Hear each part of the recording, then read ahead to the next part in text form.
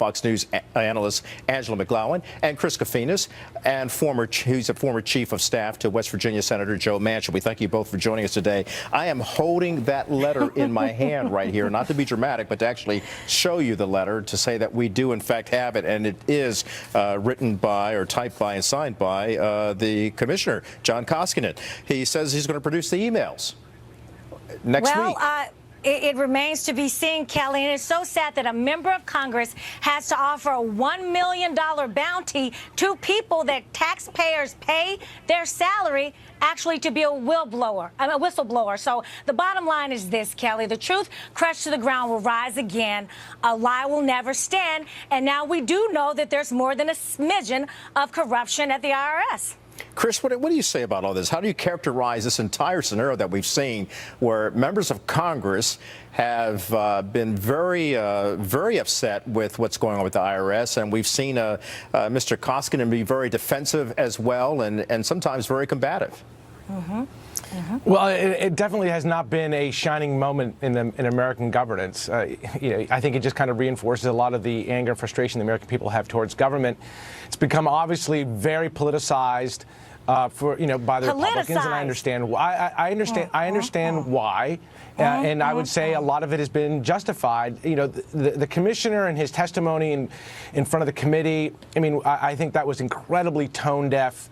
At the end of the day, listen, do I think that anything happened here that was some kind of grand conspiracy? No, but nonetheless, you cannot give the kind of answers he gave and think that anyone, Republican or Democrat, is going to really kind of take that with a grain of salt. They're going to be incredibly skeptical and very angry, and that's what's happening. 76% of the American people to this day do not agree with you. Only 12% of the American people believe that the emails were accidentally lost.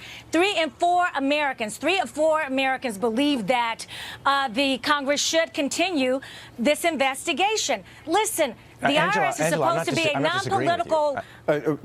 Angela, I'm not disagreeing. It seems that you both are agreeing on how this was perceived in public. No, you said that the Republicans have politicized this, Chris. Hold on a second. Hold on a second. Yes. Hold on.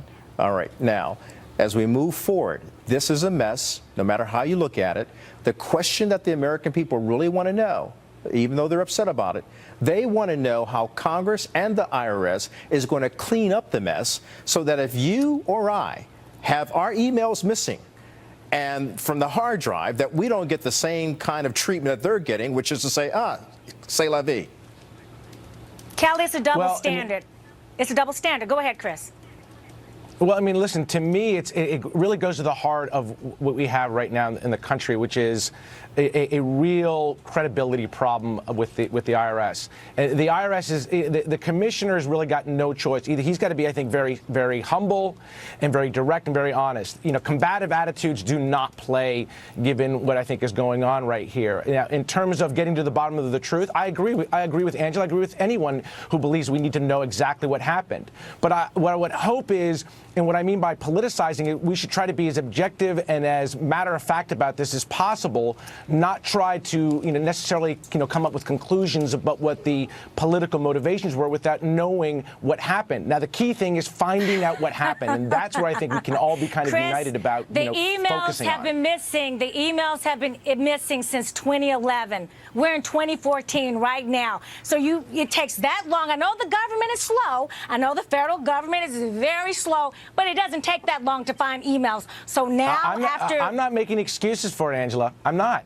What I'm just saying is, let's focus on the fact that we need to get to the bottom of the truth. And let's wait to see what emails are produced next week. If the emails are produced, or let's say they're not produced, or let's say it's not a full fact or accounting of what actually happened, then I think we have a justified, both Republicans, Democrats, and the American people have a justified position to say we need to get to the bottom of the truth here. The IRS is clearly not being forthcoming. So the common thread that I'm hearing from both of you, Chris and Angela, is that you want to get to the bottom of this.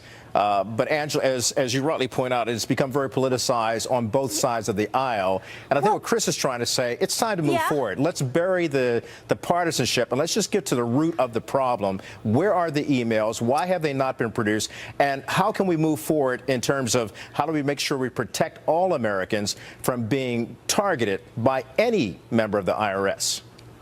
Well, I think you're I right, think that- Kelly, I think that's exactly right. I don't believe that Republicans are politicizing this, and I hate that a Republican member of Congress offered $1 million.